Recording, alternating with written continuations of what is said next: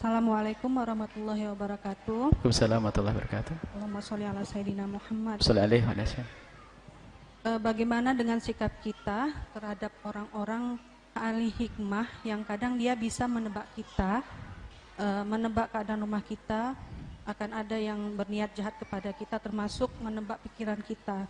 Dan lucunya ahli hikmah itu Buya banyak yang mengaku ustadz. Yang ingin saya tanyakan, apa bedanya ahli hikmah itu dengan dukun atau paranormal? Itu aja Buya. Assalamualaikum warahmatullahi wabarakatuh. Apa perbedaan paranormal, dukun, ustadz ahli hikmah, kiai, ndablek?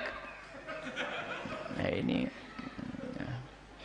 kiai ilmu pedukunan. Ini kiai biasanya kiai malas mondok.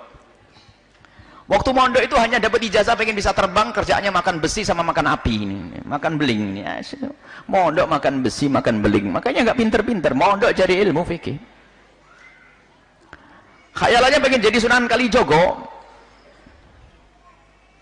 Sunan Kalijogo yang dilihat adalah keramat zahir, keramat yang sifatnya bisa merubah ini. Lupa Sunan Kalijogo adalah ahli istiqomah, orang yang paling takut dalam kemaksiatan. Ini biasanya santri-santri yang malas belajar itu ya. Wah, setiap hari puasa macam-macam, puasa ini, puasa itu, puasa ini, puasa itu. Senin Kemisnya enggak. Ya, ini keblinger nih. Rupanya gurunya yang ngajari. Ilmu hikmah itu maknanya adalah ilmu hikmah. Kalau hikmah itu artinya ilmu. Hikmah itu sendiri kan artinya ilmu.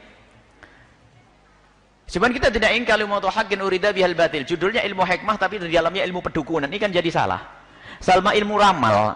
Orang ilmu hikmah itu biasanya ada di dalam. Kita menemukan orang-orang soleh, dia punya ilmu hikmah.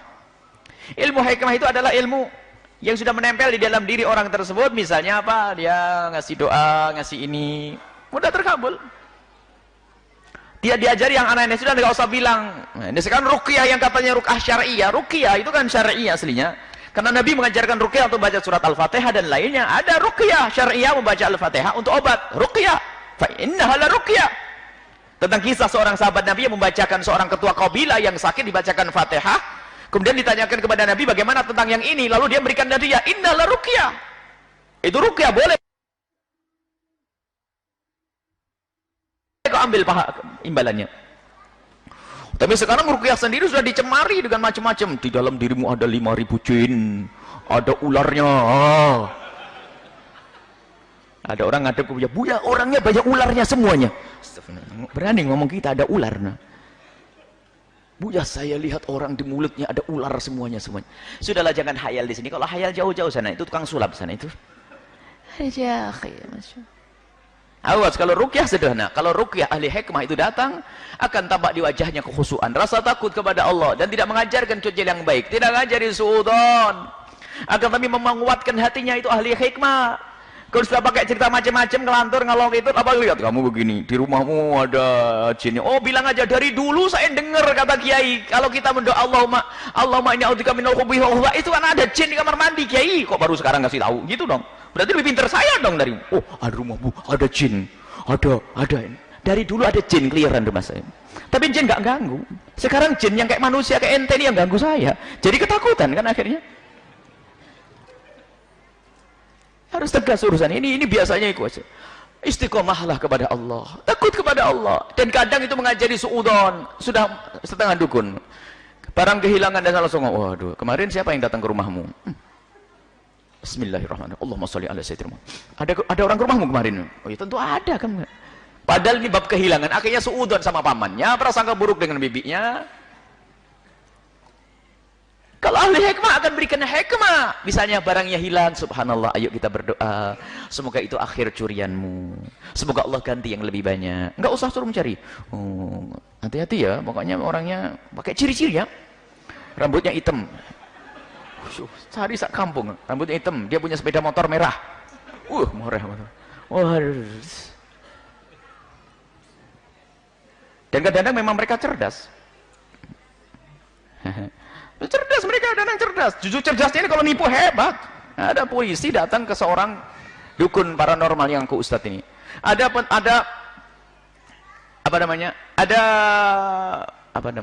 narapidana, ada masih di brokol begini kok lari.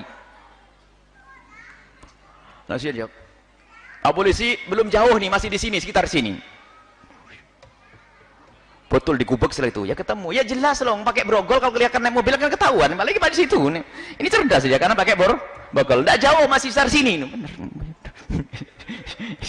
Oh ya pintar. Hati-hati, semakin cerdas ilmu pedukunan, apalagi pakai label ustadz, hati-hati. Ilmu hikmah adalah memberikan ijazah yang baik, doa-doa yang baik. Sampai kami sering menjimat sendiri bukan sesuatu yang haram. Karena Sayyidina Abdullah bin Umar juga pernah membuatkan jimat tulisan ayat Al-Quran dikalungkan di anak-anak kecil. Agar terhindar dari gangguan setan. Jadi jimat tidak ada. Tapi syaratnya tidak boleh meyakini bahasanya kekuatan ada di tulisan itu. Tapi kekuatan dari Allah. Tapi ini digunakan untuk anak kecil yang sudah tua baca wirid, baca zikir, bukan kalungan jimat. Baca zikirnya, baca berapa kali dijaga oleh Allah, pakai kalungan, jimatnya tas, duit 1 tas baru buat sedekah, jimat 1 tas. Setiap ketemu orang juga tokonya ditempeli banyak, apakah tidak boleh? Ada yang lebih bagus, baca bukan ditempelin. Apakah tidak boleh nempelin? Tidak syirik. Karena ada yang pernah diajarkan Sayyidina Abdullah bin Umar, cuman kadang kita berlebihan. Momen kalau orang buta huruf, tidak bisa membaca Arab, ya dibukakan yang semacam itu. Lah ini ustadz dikasih jimat. Ustaz kasih saja zikir sama a'udzu bikalimillahi baca Ratibul Haddad, baca Wiridul Latif, baca itu. Sudah beres semuanya itu semuanya. Pendidikan dari Nabi sallallahu alaihi wasallam. Nah, sekarang apa perbedaan ustaz, dukun dan paranormal? Kadang memang membingungkan jawabannya. Kita tidak tahu apakah ini dukun yang nyamar jadi ustaz atau ustaz yang nyamar jadi dukun. Kita bingung jadinya. Ada ustadz nyamar jadi dukun, serba salah. Nyamarnya kok jadi dukun, repot lagi. Dukunnya nyamar jadi ustadz. Akhirnya kita kembalikan kepada kaidah urusan syariah. Kalau dia orangnya istiqomah, takut kepada Allah, omongnya tidak ngelantur, tidak ngajari suudon, nggak usah sok tahu tentang yang gaib. Ya udahlah, yang gaib Allah yang tahu. Dan siapapun yang beritahu, cuma dikit-dikit merasa sok tahu, bahkan sampai meningkat ini kejahatannya para dukun ini. Setiap hari ketemu Nabi Muhammad SAW. Waduh, hebat ini. Bermacam-macam, makanya sudahlah jangan urusan yang demikian ini. Urusan dengan amalkan dengan amal dohir ini, lakukan syariat yang benar. Ya, kalau memang agar tidak diganggu sama pencuri, ya ada.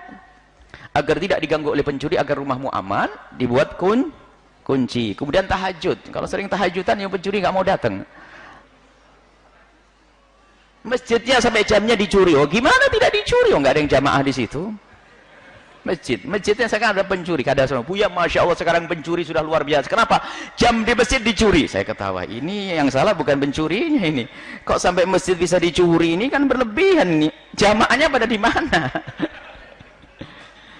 Baik, ayo kita semuanya benah diri. Jadi memang ada ahli hikmah itu orang yang diberi oleh Allah subhanallah hikmah di dalam lidahnya. Kalimatnya kalimat hikmah. Kadang-kadang nasihat itu didengar dari orang lain tidak akan berpengaruh. Cuman kalau kalimat diucapkan oleh beliau, Allah. Dan kadang bukan seorang alim, akan tapi ciri yang tidak bisa dibantah adalah dia jauh dari kemaksiatan. Kalaupun bermaksiat mudah bertobat. Mustahil wali bermaksiat, harat, bohong itu pasti dusta. Kalau ada wali ngomongnya aneh bikin umat itu geger, enggak. Wali enggak akan begitu. Biar wali buat tentrem. Wali tidak bikin masalah. Kalau ada wali yang punya ungkapan bikin orang berperang itu bukan wali. Wali itu kalimatnya akan menjadikan orang tentrem, bersatu, saling mencintai, itu wali. Padahal ngomongnya cuma ngomong begitu saja, tapi ternyata didengar oleh umat. Sehingga di dalam guru mencari guru, dalam guru tarbiyah, termasuk dalam membenah diri, termasuk pengobatan dan sebagainya, ketahuilah yang diperlukan adalah orang itu harus berpegang dengan syariat. Mungkin tidak harus derajat alim seperti fulan, akan lebih ternyata dia orang yang paling takut kepada Allah, takut keharaman, takut maksiat, maka itu adalah ciri dia adalah ustadz, bukan dukun. Memang istilah orang pinter itu waktu pertama kali, istilah orang pinter kita pertama kali pulang dari Yaman itu di sini Buya, gimana kalau kita lagi punya masalah datang ke orang pinter? Saya pikir orang pinter kan ustadz ya. Oh bila datang orang pinter ya boleh. Rupanya istilah di sini orang pinter itu beda. Dukun, paranormal.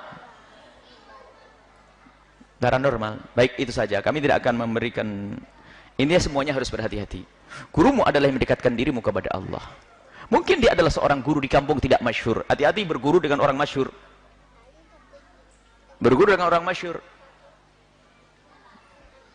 Tapi orang mastur itu yang susah. Kadang-kadang kita berguru dengan orang mastur, ngaji dengan kiai di kampung kita ada sombongnya. Karena saya sudah berguru dengan orang masyhur, fitnah kan? Orang masyhur yang terkenal di sana sini. Hati-hati. Dan mungkin orang masyhur itu adalah benar-benar karena Allah dan dia orang baik, akan tapi karena sombongnya dengan orang masyhur menjadikan kita sombong, sehingga meremehkan kiai kampung yang mengajari asyhadu Allah kita, yang mengajari syahadat kita, mengajari sholat kita, yang kita tibu kita sakit, dia yang repot. Awas, sombong dengan orang kampung kita. Sudahlah, biarpun orang kampung kerjanya di sawah, tapi kiai itu kalau soleh, tulus, itulah kekasih Allah yang tersembunyi di balik masyarakat kita. Ini saja insya Allah. Semoga Allah menjauhkan kita dari terjerumus, menjauhkan kita dari salah memilih guru. Jangan percaya dengan bualan orang yang sok tahu. Oh, di dalam dirimu begini, ini. Itu kan jadi ramalan bintang nanti itu. Peramal itu namanya, sudahlah. Tidak usah dipercaya demikian itu. Kasyaf, ahli kasyaf harus ahli syariat. Dan kasyaf tidak setiap saat. Kasyaf itu dibukakan oleh Allah. Dan para waliullah yang sudah sampai derajat kasyaf bisa melihat keadaan orang itu nangis di malam harinya. Ya Allah, tutup, saya tidak pengen itu semua, capek saya ngelihat ini berzina, ngelihat ini begini, nangis. Loh, kok sekarang kok kasyaf itu jadi kebanggaan para wali katanya? Enggak, wali itu menangis kalau punya ilmu kasyaf. Kasyaf itu dibukakan. Sementara kita diajarkan, ya Allah, tutup aib orang lain dari mata saya. Saya tidak pengen lihat kekurangan seorang pun, biar saya bisa khusnudan. Lah kok dibuka oleh Allah, nangis para kekasih Allah itu. Lah ini ada orang sok ngaku tahu, kamu ini, enak benar. Para waliullah yang derajat kasyaf itu menangis. Biarpun tidak tampak di hadapan kita, tapi di belakang sana menangis, ya Allah, tutup ya Allah. Saya nggak kuat. Ada orang minuman keras, ada orang berzina di malam hari, saya melihatnya. Capek. Aku minta, ya Allah, tutup aib orang lain dari mata kami, ya Allah, agar aku bisa berprasangka baik kepada siapapun. Waliullah kerjaannya prasangka baik. Makanya jangan sok kasyaf tahu ini, pasti hayal. Kalau orang bangga dengan begitu, berarti bukan kiai yang sesungguhnya. Wallahu a'lam bishawab.